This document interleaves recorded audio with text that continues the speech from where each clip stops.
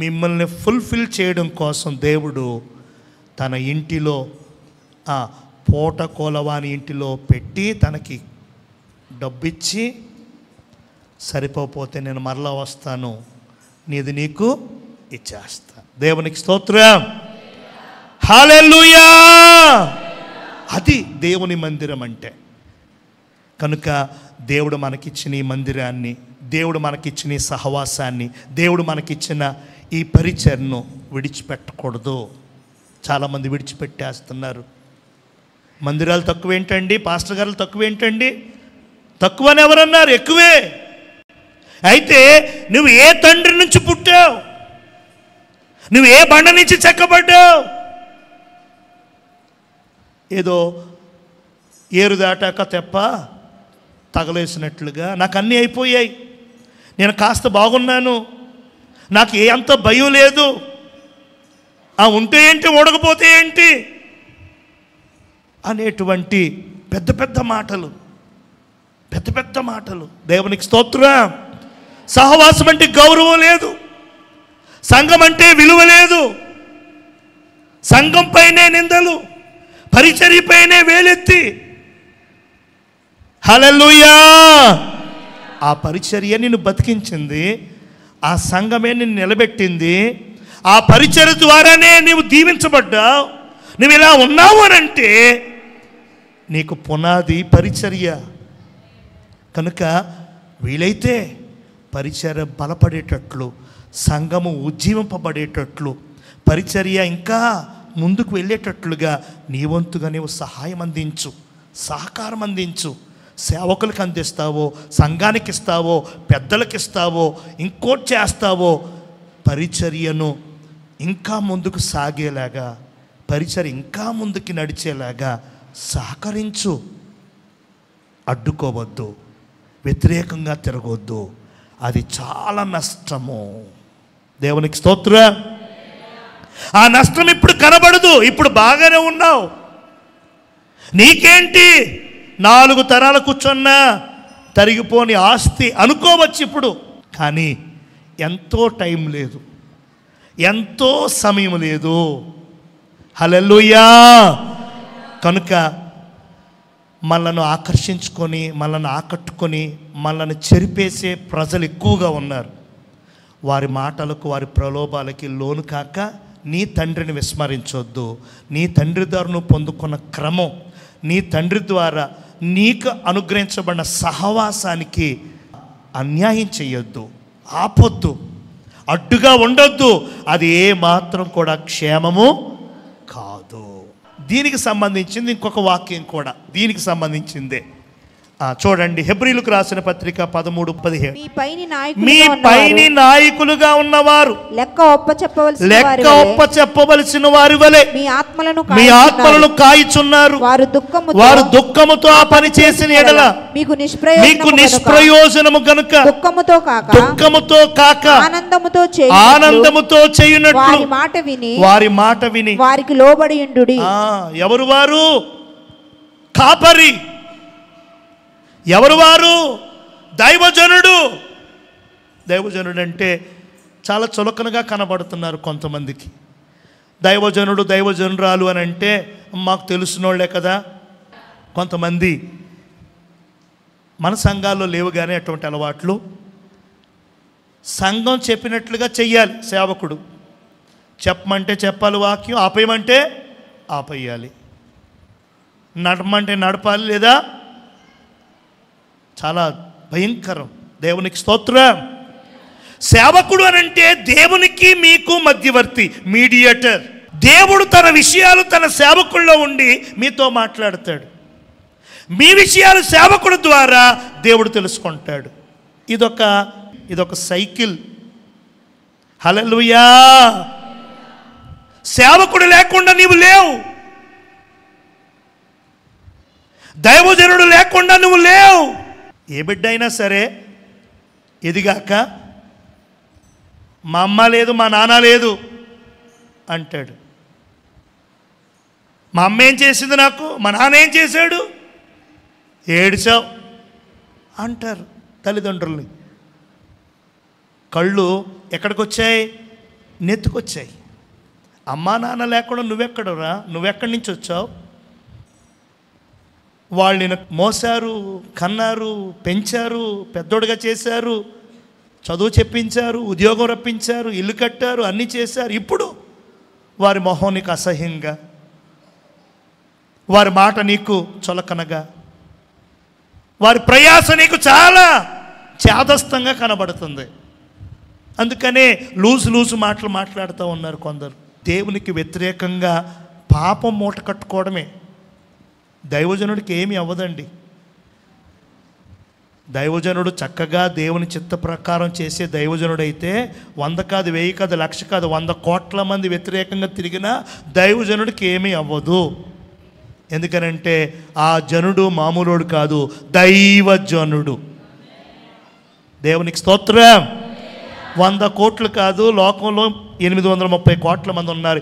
830 కోట్ల మంది తలుచుకున్నా దైవజనుడికి ఏమీ అవ్వదు. హల్లెలూయా. అదే దేవుని చిత్తములో లేని దైవజనుడు అనుకో, పేరుకు పాస్టర్, పేరుకి సేవకుడు అని చెప్పి జనుల దగ్గర దండుకోవడం, మోసగించడం, చెడ్డ పనులు చేయడం, తన ఆస్తులు పెంచుకోవడం, అంతస్తులు పెంచుకోవడం, సంఘం పట్ల భారం లేకుండా, పరిచర్య పట్ల బాధ్యత లేకుండా ఇష్టానుసారంగా వెళ్ళిపోవడం చేస్తాడు అనుకోండి, అమ్మో ఉంటుంది, చాలా గట్టిగా ఉంటుంది పనిష్మెంట్. అతనే కాదు, అతని పిల్లల 4 తరాల వరకు దేవుడు విడిచిపెట్టడు.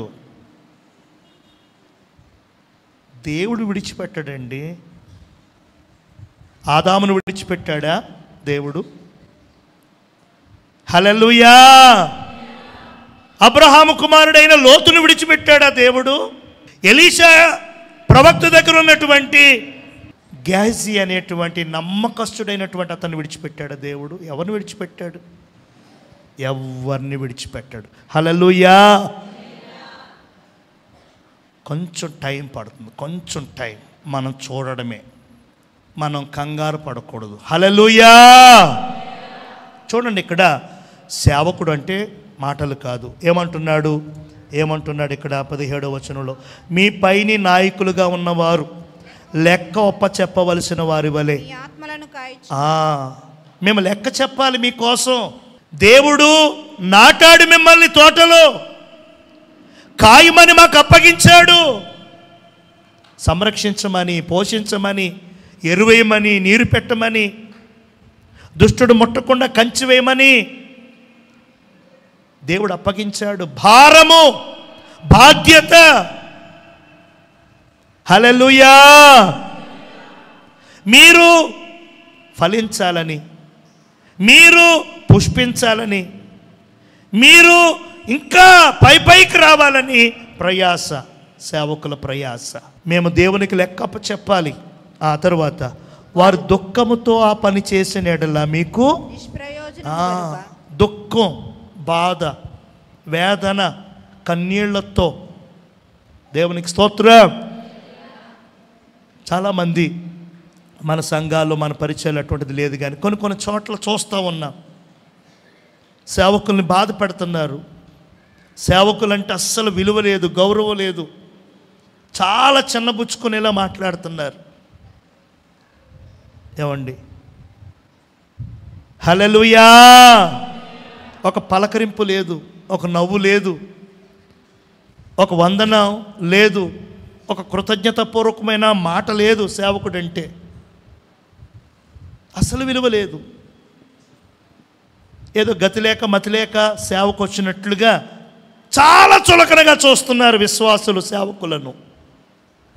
అది మీకు కానీ మీ పిల్లలకు కానీ అసలు ఏ మాత్రము మంచిది కాదు. ఏడుస్తున్నారు ఆ సేవకులు, బాధపడుతున్నారు, తలదించుకుంటున్నారు, లోపల కుమిలిపోతున్నారు. అది ఎంత మాత్రము మంచిది కాదు. మీకు నాయకులు ఉన్నారు, మాకు నాయకులు ఉన్నారు. కాబట్టి ఆ నాయకుల మాట వినాలి, ఆ నాయకులు చెప్పింది చెయ్యాలి, ఆ నాయకులకు విధేయత చూపాలి. దేవునికి స్తోత్రం. మేము చెప్పే విషయాలు ఏంటి? మీ పర్సనల్గా చెప్పం, మీ వ్యక్తిగత విషయాలు మాకొద్దు. మేము చెప్పేది ఏంటి? దేవుడు రాజ్యం, దేవుడు వాక్యం, ఇవే మేము చెప్పేవి. వినాలి మీరు, లోబడాలి మీరు, అంగీకరించాలి మీరు. అప్పుడు మీకు క్షేమం. ఎదిరించటం, తోలనాడటం, విమర్శించటం, వేలు పెట్టడం, రకరకాల పనులు చేసే అధికారము లేదు. హల్లెలూయా.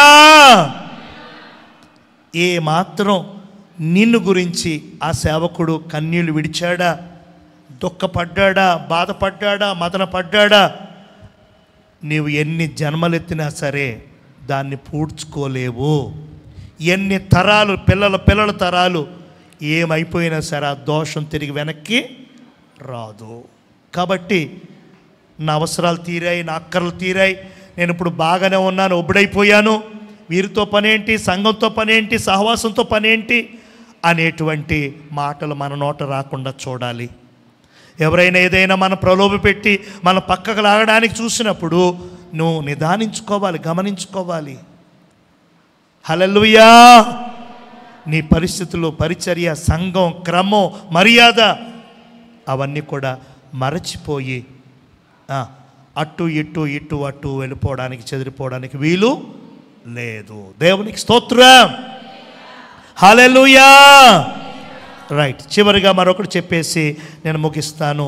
పేతురు రాసిన మొదటి పత్రిక 4వ అధ్యాయం 10-11 వచనాలు. దేవుని నానా విధమైన కృప విషయమై మంచి గృహ నిర్వాహకులై ఉండి ఒక్కొక్కడు కృపావరము పొందిన కొలది ఒకనికొకడు ఉపచారము చేయుడి.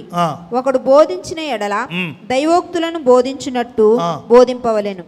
ఒకడు ఉపచారము చేసిన ఎడల దేవుడు అనుగ్రహించు సామర్థ్యము నొంది చేయవలెను. ఇందువలన దేవుడు అన్నిటిలోనూ యేసుక్రీస్తు ద్వారా మహిమపరచబడును. చాలు తల్లి. దేవునికి మహిమ కలుగును గాక. నేను ముగించబోతున్నాను. ఇంకా 2 విషయాలు ఉన్నాయి, వాక్యం చూపించను, త్వరగా చెప్తాను. చూడండి, ప్రతి ఒక్కరికి దేవుడు కొన్ని తలాంతులు ఇచ్చారు, కొన్ని వరాలు ఇచ్చారు. నాకేమి ఇచ్చారు అనుకోవద్దు. ప్రతి ఒక్కరికి దేవుడు తలాంతులు ఇచ్చారు.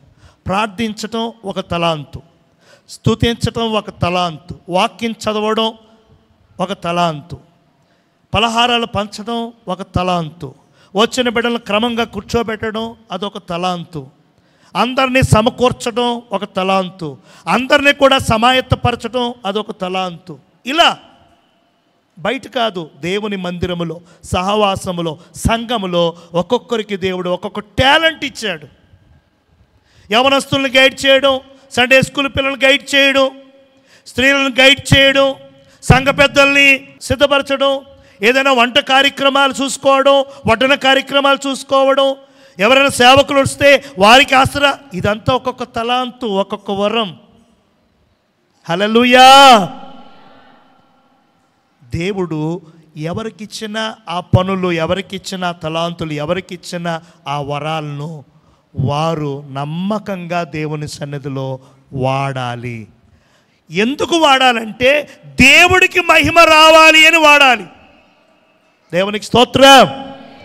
నేను లేకపోతే, నా వల్ల కాకపోతే అని నిన్ను చూపెట్టుకోవడానికి కాదు.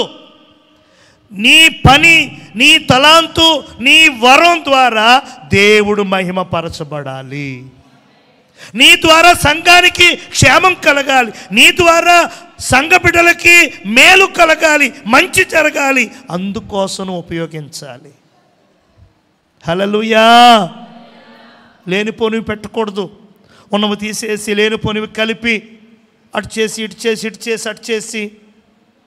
మంచి మంచి జ్ఞానం ఇచ్చారు మీలో కొంతమందికి దేవుడు, తెలివితేటలు ఇచ్చారు దేవుడు, ధనం ఇచ్చారు దేవుడు, కృపావరాలు ఇచ్చారు దేవుడు, ప్రార్థనాత్మను ఇచ్చారు దేవుడు. వాటిని అస్తమానం మీకోసం, మీ ఇల్లు కోసం, మీ కుటుంబం కోసం ఉపయోగించుకుంటున్నారు. మరి సంఘం కోసం, పరిచర్య కోసం, దేవుని ప్రజల కోసం ఎప్పుడు ఉపయోగిస్తారు? లేచిన దగ్గర నుంచి పండుకునే వరకు నీవు, నీ ఇల్లు, నీ పిల్లలే. మరి దేవుని గురించి, దేవుని సహవాసం, సంఘం గురించి, దేవుడు నీకు ఇచ్చిన తలాంతుల్లో నీ కుటుంబానికి వాడుకుంటున్నట్లుగానే సన్నిధికి వాడుతున్నావా? సహవాసానికి వాడుతున్నావా? పరిచర్యకి వాడుతున్నావా? హల్లెలూయా! ఉపయోగించు, ఉపయోగించు. పెట్టుబడి పెట్టు. నీ బలాన్ని, నీ సామర్థ్యాన్ని, నీ శక్తిని, నీ ధనాన్ని, నీ స్వరాన్ని, నీ నడిపింపును, నీ ఐక్యపరిచే గుణాన్ని, వాటన్నిటిని దేవుని మందిరంలో పెట్టు. దేవుడు నీకు 100 రెట్లు 1000 రెట్లు ఇస్తాడు. దేవుడు ఎవరికి అచ్చి ఉండడు కదా. దేవుడు ఎవరికి అప్పు ఉండడండి. నువ్వెంత పెట్టావో దానికి 100 రెట్లు తిరిగి పొందుకుంటావు. సంఘం బాగుపడాలి, పరిచయం విస్తరించాలి అని నమ్మకంగా మీకు అనుగ్రహించబడిన వనరులు, మీకు అనుగ్రహించబడిన తలాంతులను దేవుని కొరకు కూడా మీరు వాడండి అంటున్నాడు దేవుడు. దేవునికి స్తోత్రం. అలాగని అగ్రపీఠాలు కోరుకోకూడదు. అగ్రస్థానములో ఉండాలి, నేనే అలా కూడా మనం కోరుకోవడం అది మంచిది కాదు. అగ్రపీఠాలు కాదు. నేను దేవుని పనిలో ఒక అవయవం, దేవుని శరీరంలో ఒక అవయవం, దేవుని పనిలో ఒక పనిముట్టుని అన్నట్టుగా ఆ కట్టుబడి, ఆ సంఘము, ఆ పరిచర్య ఉండాలి అనంటే నేను నా వంతుగా నిలవాలి అనే భారంతో ఖచ్చితంగా మీ తలాంతులను, మీ వరములను దేవుని కోసం వాడండి. దేవునికి స్తోత్రం. హల్లెలూయా. చివరిగా స్త్రీలు మందిరములో ఖచ్చితంగా ముసుగు వేసుకోవాలి. చెప్పండి, స్త్రీలు తలకు ముసుగు వేసుకోవాలి.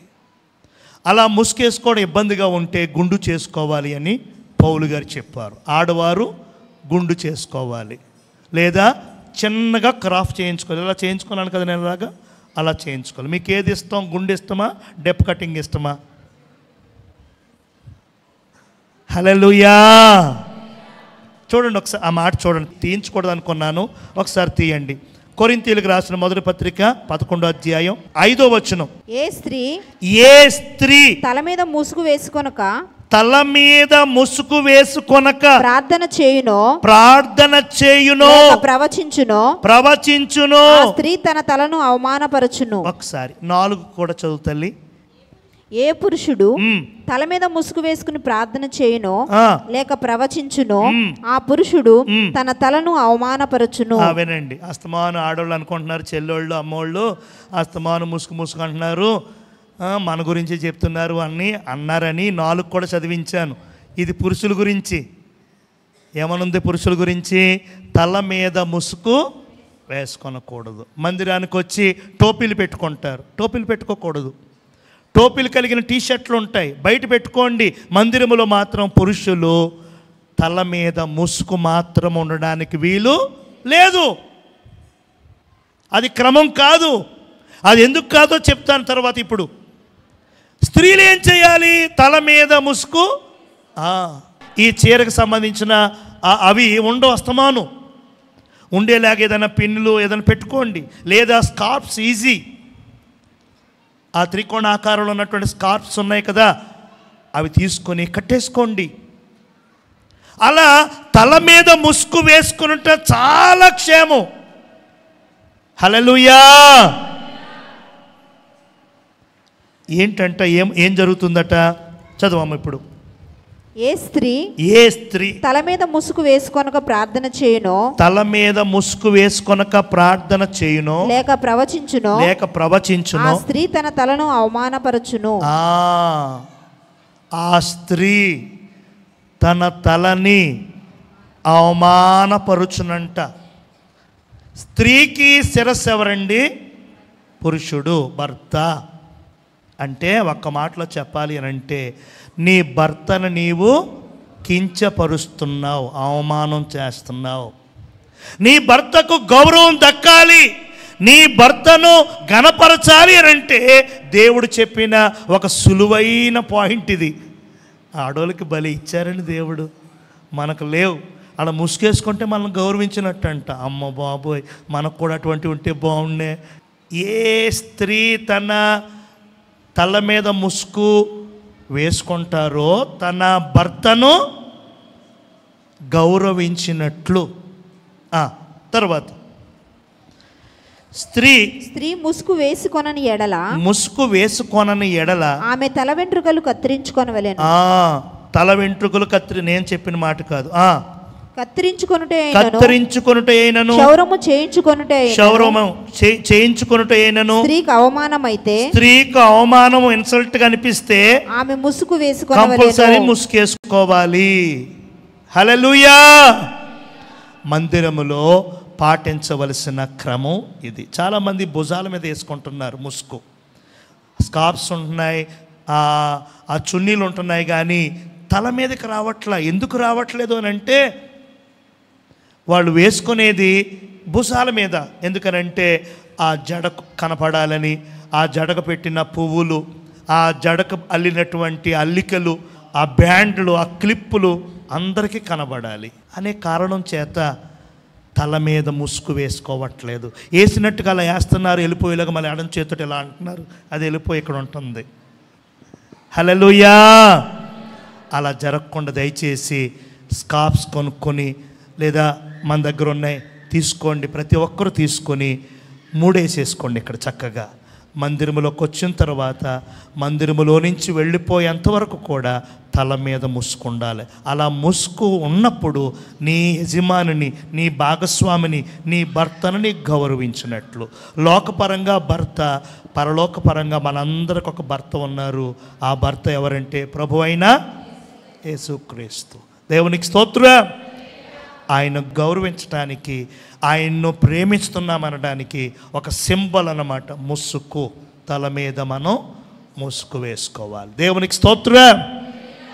హల్లెలూయా.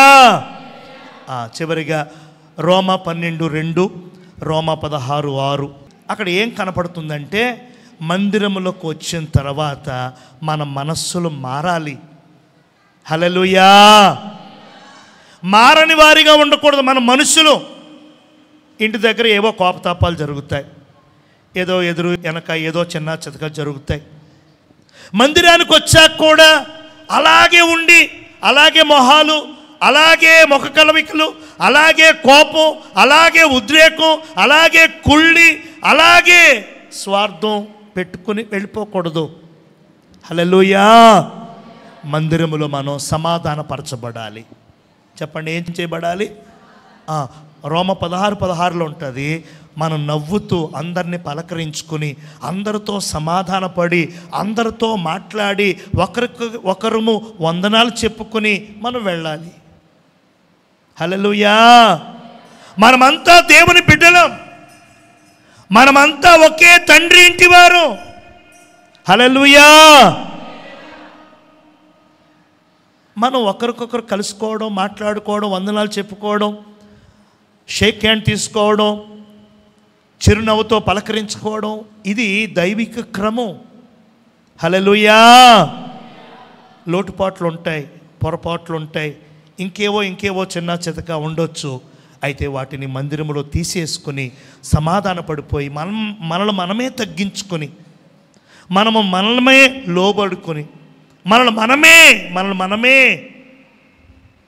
సాఫ్ట్ చేసుకొని సమాధానపరిచే గుణంలోనికి, కలిసిపోయే కలగలుపులోనికి, మన అందరితో మంచిగా, సంఘమే కదా, మనమంతా ఒకటే సంఘం కదా, బయట వారితో కాదు కదా.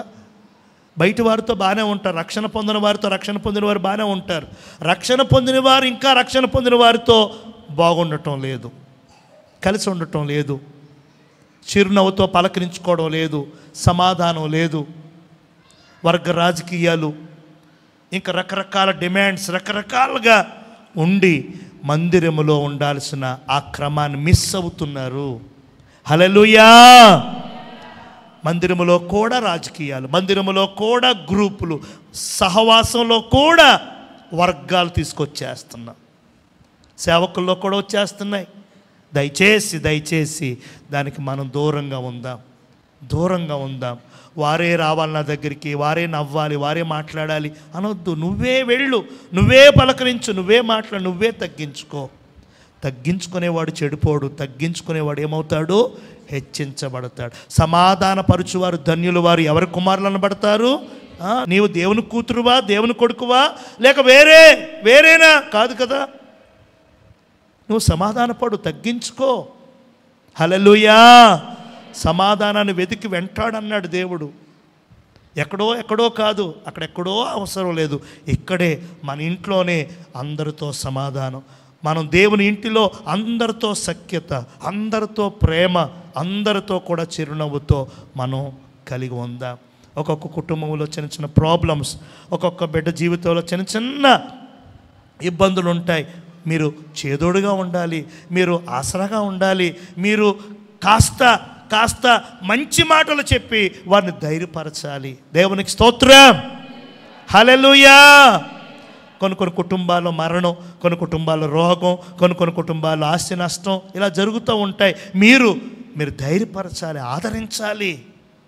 ఆ విధంగా మనమందరం ఒక సంఘం, మనమందరం ఒక పరిచర్య, మనందరం ఒక ఆత్మీయ తల్లిదండ్రుల పిల్లలం గనక కలిసి మెలిసి సమాధానంతో చిరునవ్వుతో కలగొలుపుగా నవ్వుతా మనం ఉండాలి. హల్లెలూయా.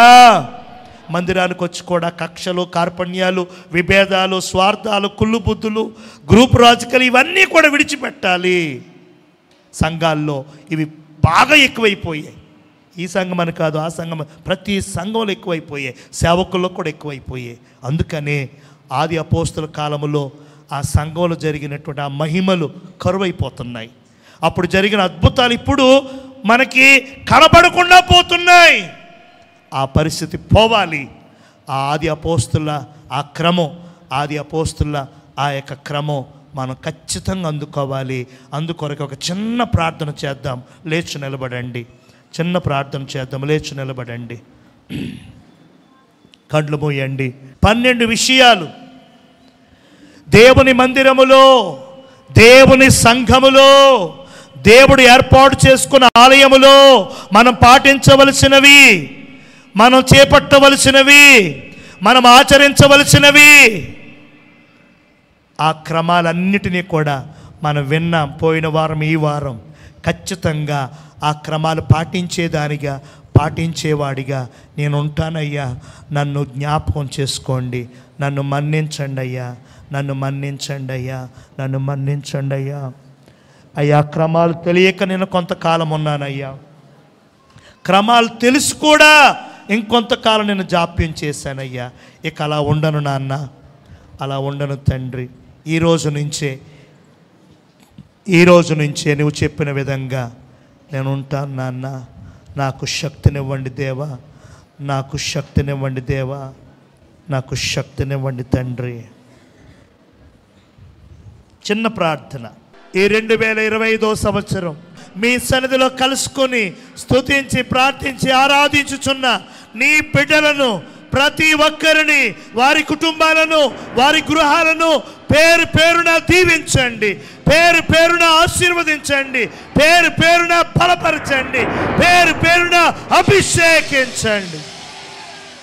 కొదువలు తీర్చండి, కొరతలు తీర్చండి, ఇరుకులు పోగొట్టండి, ఇబ్బందులు రూపుమాపండి, అపవాది క్రియలు లయపరచండి. మీ దీవెనలతో ప్రతి ఒక్కరు తొలతూగాలి, నీకు మహిమ తేవాలి. బలహీనతలన్నీ పోగొట్టి నూతన కార్యం ప్రతి ఒక్కరి పట్ల జరిగింపచేయమని యేసయ్య అతి పరిశుద్ధ పుణ్యనామమున ఈ ప్రార్థనా స్తుతి ఆరాధనను మీకే సమర్పిస్తూ యేసయ్య నామమున ప్రార్థించి వేడుకొనుచున్నాను తండ్రి. ఆమేన్.